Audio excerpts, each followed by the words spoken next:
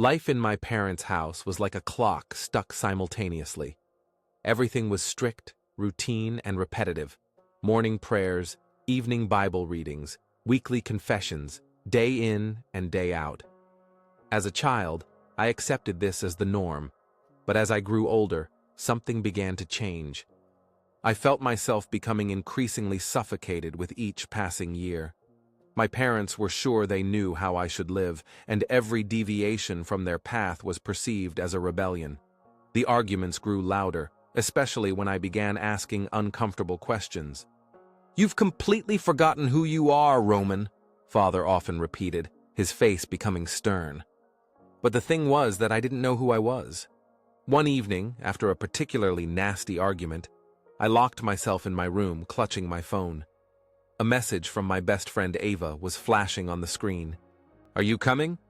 It will be a fabulous party, all of us will be there." My first reaction was to refuse. In our family, parties, especially these, were considered unacceptable. But then, looking at my reflection in the dark window, I realized I was tired. Tired of always being told how to live my life. "I'll come," I answered, not giving myself time to change my mind. My heart was pounding as I left the house. I lied to my parents, telling them I was attending a church youth group meeting. Guilt washed over me, but I quickly pushed it aside. The party was at Eva's old friend's house.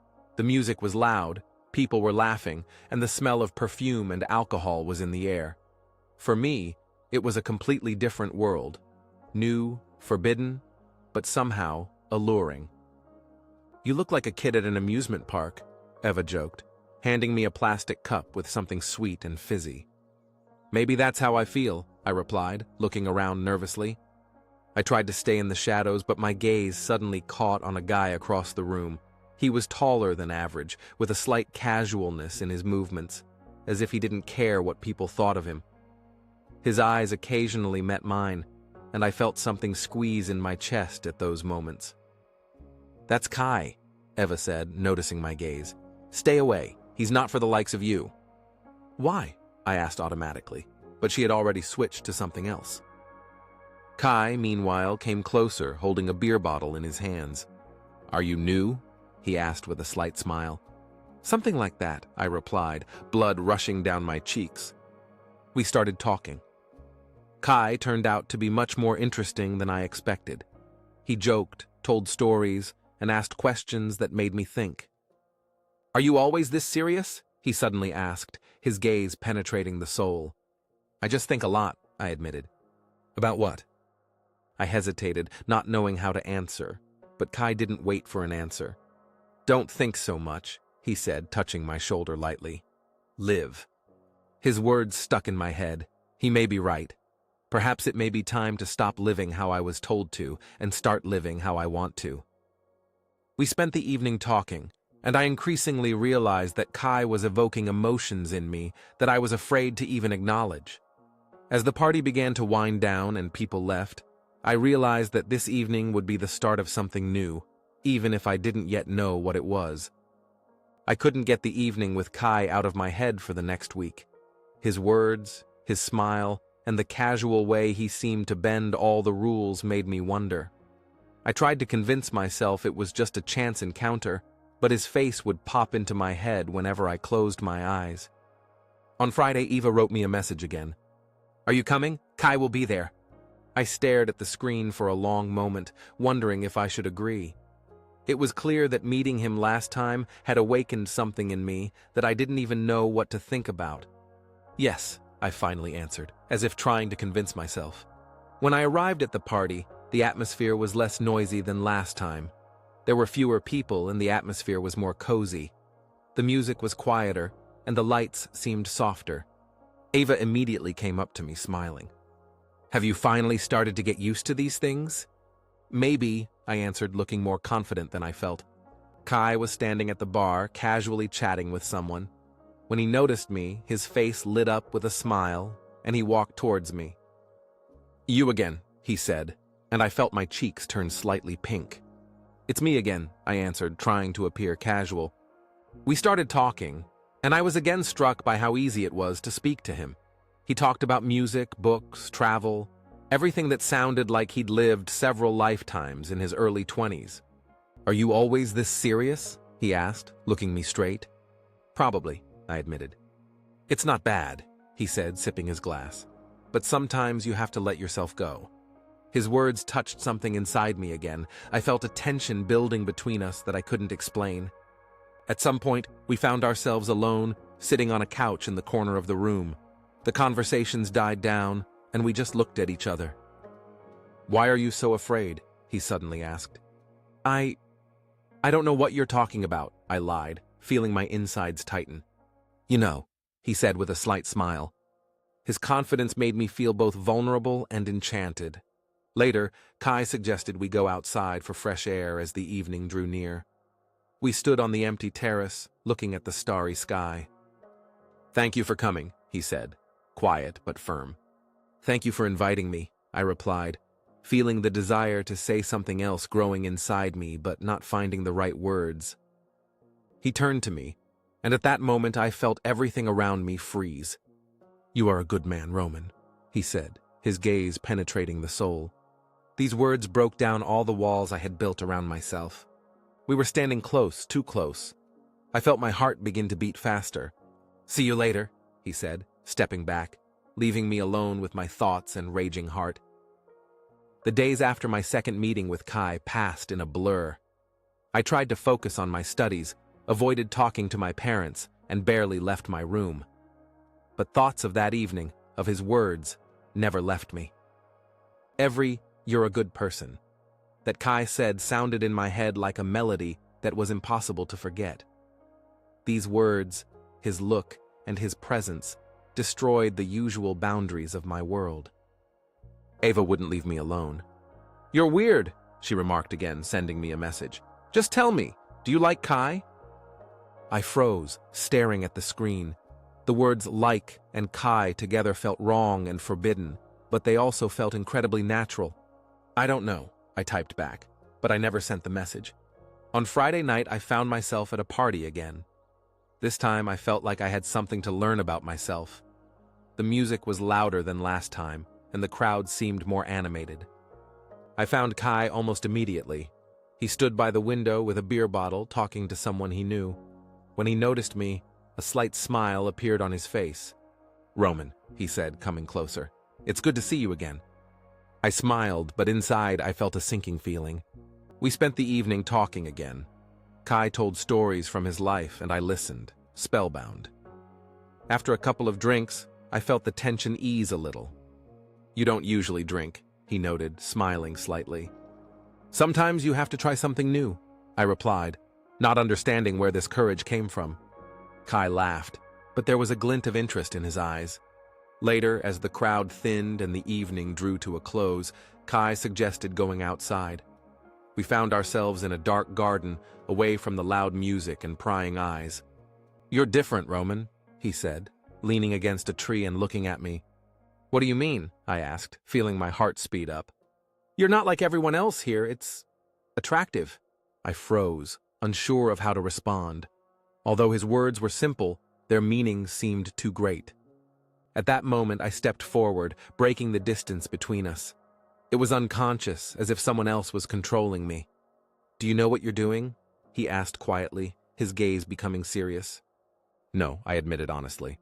His eyes lingered on mine a little longer than usual, and before I could comprehend anything, I felt his lips touch mine. After which his hand gradually began to go down my pants. He grabbed the instrument and continued kissing me. How nice it was. After which he went down and began to dry the instrument, but not wholly. He returned to my lips and continued kissing and holding the instrument with his hand. The kiss was short, but intense. It was filled with everything I had been trying to hide for so long: fear, desire, and a strange sense of freedom. When we pulled away, I saw that he was smiling. "See, it's not that scary," he said. At that moment, I heard a sound, a camera phone clicking. We turned around and saw Gloria standing a few steps away with a victorious expression. "How touching," she said with a venomous grin. "This is sure to be a hit." My heart sank. When I woke up the following day, everything seemed strangely quiet. I was stalling, putting off the moment I would have to pick up my phone and check what had happened overnight. But eventually, I gathered my courage. The phone screen was littered with notifications, dozens of messages, likes, and mentions. My heart sank when I saw the link to Gloria's video. It had already spread to all the school groups. The video showed me kissing Kai in a dark garden, the corners of the screen framed by mocking captions that made me feel like the whole world was looking down on me. Messages from classmates were just as sarcastic. "I didn't know you were like that. Were you hiding your talents? What will your parents say?" I turned off my phone and closed my eyes, trying to breathe evenly. Later that day, my parents called me into the living room. They were sitting beside me, their expressions as stern as I expected. My mother was holding her phone, and I knew she had seen the video. "Roman, what is this?" Her voice was cold, almost emotionless. "Mom, I began, but my father interrupted. "It's a disgrace. Do you know what you've done? You've ruined our reputation." My father's words hit me harder than I expected. They didn't try to understand. They didn't ask how I felt. They only cared about what others thought. "You will bring our family into condemnation," he added. "We can't stand this any longer." Mom was silent, but her eyes were full of tears. She did not say a word in my defense. "We've decided," the father continued, his voice as hard as a stone. "You're going to go to your grandparents. There, you'll learn to respect our rules." I tried to protest, but everything I said was filled with anger and disappointment. 2 days later, I was already standing on the threshold of my grandparents' house with a backpack on my back and emptiness inside. "Roman?" Grandma greeted me with surprise, but there was warmth in her eyes. "Mom and Dad said I need to stay here," I answered quietly. Grandpa came onto the porch and his face instantly softened when he saw me. "Come in, boy, you're safe here." Their kindness was unexpected, and it made things even harder for me. I felt like a burden, like a person who had destroyed everything around him. I lay in the guest room the first night, staring at the ceiling. Tears were streaming down my cheeks, and I didn't know how to stop them. My life at my grandparents' house was quieter than I expected. There were no strict rules, judgmental looks, or constant monitoring. My grandmother cooked breakfast every morning. My grandfather told stories about his childhood, and I spent most of my time walking around the neighborhood. One day, during another walk along the narrow streets of a small town, I noticed a guy my age sitting on the steps of a neighboring house. His face seemed familiar to me. He looked at me, and there was something catchy in his gaze, a mixture of curiosity and light mockery. "Hey, are you new?" he called loudly as I walked past. I froze, not knowing how to react. "Yes," I finally answered, taking a step towards him. "I'm Leon," he said, holding out his hand. "Roman," I answered, shaking it. He grinned. "You look like you're trying to run away from something." I fell silent, stunned by his directness. "Did you guess?" he asked, his voice soft but confident. I just nodded, feeling it was too early to discuss my situation. "It's okay," he said, standing up. "If you want to talk, I'm here." From that day on, Leon began appearing in my life more often. We would cross paths on walks, and he would visit my grandparents, bringing fresh fruit from his garden. Gradually, I learned more about him. Leon lived with his mother, who worked as a doctor at a local clinic. His father left the family when he was little, but Leon didn't seem bitter or resentful. On the contrary, he was energetic and cheerful, always ready to keep up a conversation or suggest something unusual. One day he asked, "Do you like night walks?" as we sat on the steps of his house. "I haven't tried it," I admitted. "Then today is your first," he said enthusiastically. We met at my house late in the evening and went for a walk. The city was quiet at night, lit only by street lamps. Leon walked alongside me, telling stories of his adventures, and his voice calmed me. "Have you always been this open?" I asked, trying to understand where he got his confidence from. "No," he answered honestly. "I used to try to live up to other people's expectations too, but then I realized it was pointless." His words touched something inside me. I looked at him, trying to understand how he had achieved such a level of self-acceptance. We stopped on a bridge with a view of the night sky. "You've been through a lot, haven't you?" he suddenly asked, looking at me. I was silent for a long time, and then, not understanding what came over me, I began to talk. I told him everything about strict parents, Catholic school, the video that ruined my life. Leon didn't interrupt. He simply listened, and there was no condemnation or pity in his gaze, only understanding. "It's not your fault," he said when I finished. "Sometimes I feel like that," I admitted quietly. He touched my shoulder, which calmed me more than I expected. "You're stronger than you think, Roman," he said, "and you deserve to be happy." The words echoed in my head.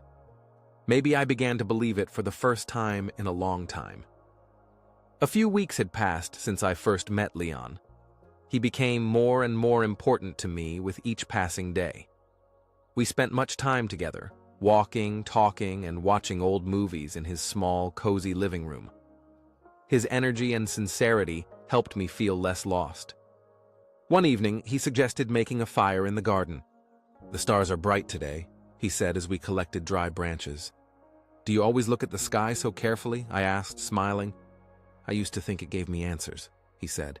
"Now I just watch it to remember that the world is big." We lit a fire, and the warmth of the flames enveloped us.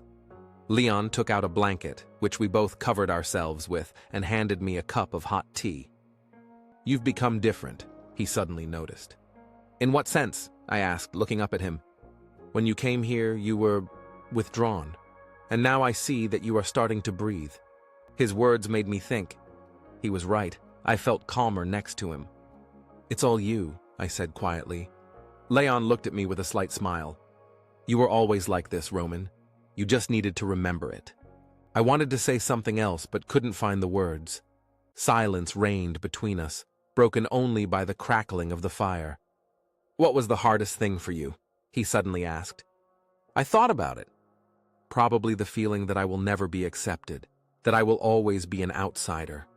"I understand," he answered quietly. "But this feeling is temporary. You will find those who will accept you as you are." His words penetrated deep into my heart. We sat for a long time by the fire, discussing our fears, dreams, and past. Leon told us how he learned to accept himself despite others' judgment. "It wasn't easy," he admitted. "But one day I realized that the most important thing is to be honest with yourself." I nodded, feeling the closeness growing between us. When the fire was almost out, Leon suddenly took my hand. "Roman," he began, his voice soft but confident. "I have to tell you something." My heart sank. "You are dear to me," he continued, his eyes meeting mine. I felt my face heat up. "You are dear to me too," I whispered. For a moment, everything was quiet between us. Then Leon carefully approached, and our lips met. At that moment, the world froze. I kissed him without stopping, and he kissed me, after which we lay down on the couch and had sex. His kiss was soft and confident, just like him. At that moment, I felt my fears and doubts dissolve. When we pulled away, he looked at me with a warm smile. "Now you know I will always be there," he said. At that moment, I realized that I had found not only a friend, but also a person who could become something more. The morning after my conversation with Leon began quietly, I lay in my room, staring at the ceiling and trying to comprehend what had happened. The kiss, his words, our closeness, all of it was new to me, frightening, and incredibly right. My grandmother called me to breakfast, and I reluctantly rose, hoping she had not noticed anything. But as I sat at the table, I felt her gaze on me. "Is everything okay, Roman?" she finally asked, pouring tea. "Yes, Grandma," I answered, trying to look normal. However, her gaze said that she noticed more than I wanted to show. The day passed relatively calmly. Leon came after lunch as usual, but we kept a little distance from each other. No one should suspect that something more had happened between us. But hiding it was more complicated than I thought.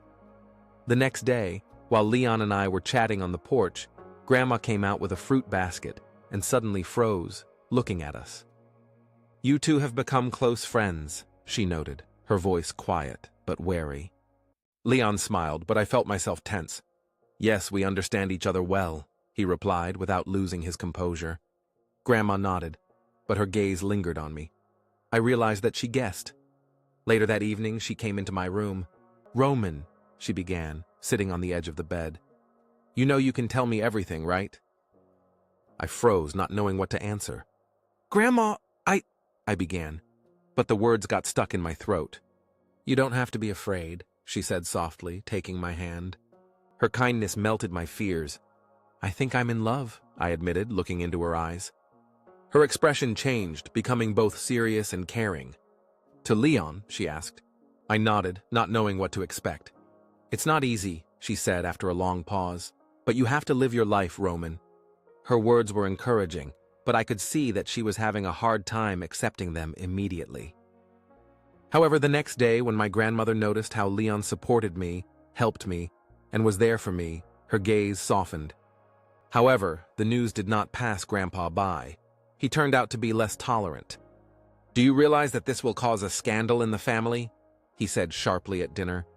"This is my life, Grandpa," I answered firmly. The quarrel left a depressing atmosphere in the house. Leon tried to support me, but it was hard for him too. My parents found out about it soon after. One of the relatives who accidentally saw Leon and me told them. My father was furious, and my mother was crying. "You are no longer our son," he said in his last telephone conversation. These words tore at my heart, but despite the pain, I knew I had to move forward. Leon was there when I was trying to cope with this. His support was invaluable to me.